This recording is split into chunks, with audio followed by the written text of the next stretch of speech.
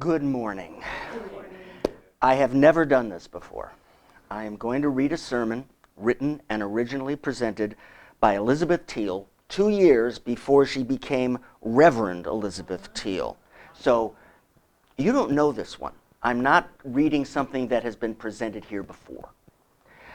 Now, because we do have some new people here, I just want to explain a little bit about who Elizabeth Teal was, or Lizzie. She will always be Lizzie to us. She's a third-generation UU, and she was a fixture at this church, at this congregation, since I believe 2016 is the first time that she presented a sermon here about that. Here she is.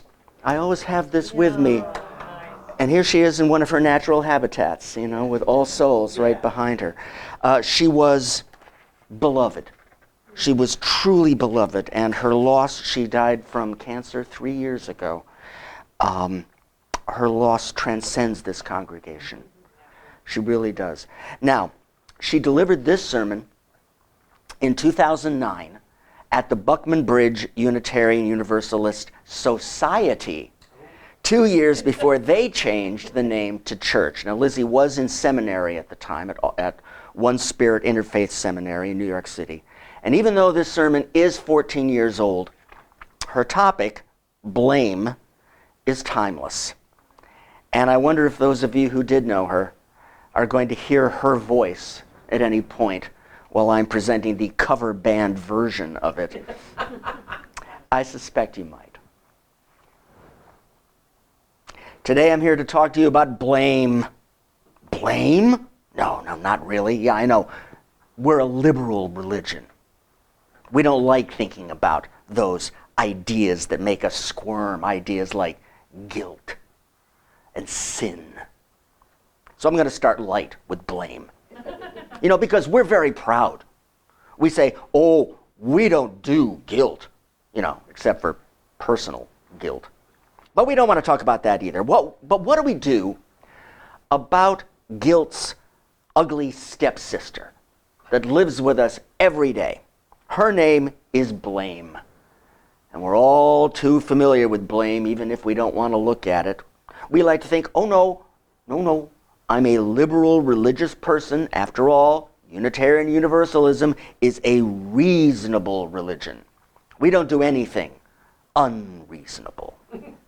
Yeah, no, we think it through carefully, well-reasoned. And so I started really reasonably thinking religiously and spiritually and linguistically about how blame shapes our lives, how it shapes my life, my interaction with you, your lives, how blame shapes our whole world, perhaps in ways we don't mean it to. Ever blame someone for something? I got people going, I'm not moving my head. No, I've never blamed someone for something. No. Most of us do. I do. Even when we say, I'm not blaming you. Right. Yeah, we're blaming in that sentence. Right. We're just not going to say the word. I'm not blaming you. I'm just accusing you politely. Which is not the same thing as saying, I understand, or I empathize, or even the more radical, I care. Ever blame something for someone? Oh, we're really good at that. I grew up learning how to do that. Yeah, I am, or I was. I'm fighting this, you know. Well, Lizzie's an only child. Well, Lizzie's daddy died when she was a little girl. You know, yeah, we do that. We blame things for someone. You know, like, well, you know, she's got ADHD. Or she lives on the north side, you know. Now, how far away is that from, well, you know, they're black. Oh, well, she's gay. It's not too far. Not too far. We're very careful with our care. It's not to say, I understand, It's not to say I empathize. We have to know where to place the blame first so we know where to place our care, because we're reasonable people. And this is very uncomfortable to look at. There's a story in the Buddhist scriptures of a man who was shot by a poisoned arrow. And his family, his friends, a doctor, they come running to his aid, but he says, no, no, who shot this arrow? Was it from the Brahmin caste? A warrior caste? A mere remedial caste? Was he worthy to shoot me? Oh, no, honey, let's just get the arrow out and get you better. No, I need to know what his name was. What was his name? Could we get another doctor? Oh no, I need to know who made the arrow. I need to know where the arrow came from. I need to know. And as he needed to know everything about the arrow, he died. Now this story is usually told for two specific reasons. One is to say, stop worrying about a creation myth. You don't need to worry about that. You're here. You're now, right? Yes, it doesn't impact you on a practical daily level to worry. Now, it's also told on a metaphysical level. The metaphysical questions that you're pondering are delaying you from your spiritual home. They're both very valid reasons to ponder this story, this parable, but I am going to look at it a third way. Just another way, a middler way. What of the people who witnessed his death? What if we look at that end of the story? Did his wife blame herself for not being stronger to insist that the doctor save him? Was his son there? What did the community do with his last words? What caste were they? What was his name? What was the color of his skin? Did they blame? Did it go into the fabric of their culture? Did it walk into their being? Now, if we take this story and marry it to another gospel, the Gospel of Matthew, for everyone who asks, receives. He who finds has a door opened for him. To who knocks on that door, it shall be opened. So, if by seeking you find, what was this man thinking? What did he find? Do we spend so much time defining what God is or isn't that we spend time seeking God or seeking wholeness? We spend so much time defining and avoiding the idea of a devil that we fail to see that we ourselves are fooling ourselves by condemning those who believe in a devil. I don't know, maybe. We rally against that often. And we too are part of that blame game. There are theologies that proclaim that we are all God. Are we also all the devil? I have a dear friend who has the fortune and misfortune of having cleaning help. Yeah. She has the fortune to be able to afford a part-time, twice-a-week maid. She has the misfortune of having that maid steal cash and jewelry from her. First, my friend blamed her 16-year-old son for the missing cash. Her son, in turn, blamed others. Not because he was guilty, but because he was trying to deflect the blame. Blame instantly brings up its other twin, defensiveness. It wasn't me, Mom. It wasn't. Maybe it was my sister who's always above reproach. Actually, mostly she is. It was Dad. No. Dad has his own ATM card. That doesn't make any sense. It was the maid. Now really, this has got to stop. I need you to tell me the truth. This has got to stop. I am so disappointed in you. You know, we give you a fair allowance. And then she started missing jewelry, along with the cash. I'm so disorganized. I can't remember where I put it. I wish I knew. And now she started blaming herself. Until one day, she had saved up enough money to fix her engagement ring, which had broken quite some time ago and had belonged to her grandmother. And she went to the bottom drawer, pulled out her jewelry box, and missing were all of her grandmother's diamonds, including the 3.5 carat antique engagement ring. And she knew that it wasn't her son taking money from her wallet, which he has never done. And she knew it wasn't her misplacing them because she never wears them. And she has to live with this. And yes, the maid was arrested. And yes, she had the book thrown at her because my friend is a lawyer.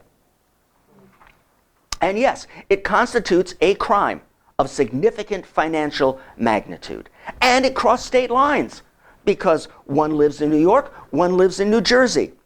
And all they're left with is a very broken relationship. Bitter words, cold revenge. I asked her if I could tell this story. She said, please do, yes. Because she is a good liberal lawyer, just like some of you, Lizzie said at a larger church. We have one. And just like some of you, which does apply here, she's a very religious person.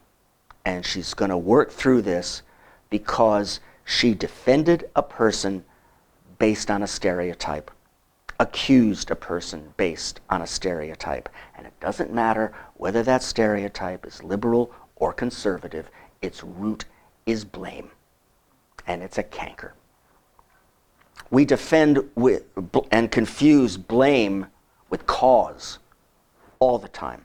What caused this situation? Sounds reasonable, but cause slides down to blame or up to praise easily.